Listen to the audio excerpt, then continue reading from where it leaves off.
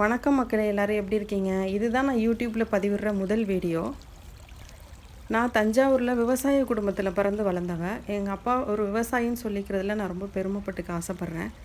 நான் 2012 இங்கே யுஏஇயில் ஷார்ஜாவில் இருக்கேன்.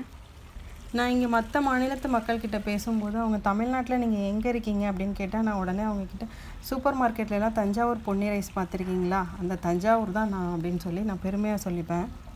என்னோடய ஹஸ்பண்ட் கன்ஸ்ட்ரக்ஷன் ஃபீல்டில் இருக்காங்க. எனக்கு 2 மகாலட்சுமிங்க இருக்காங்க. மூத்தவங்க கிரேட் 3 படிக்கிறாங்க. 2வது மகாலட்சுமிக்கு 1 வயசு ஆகுது.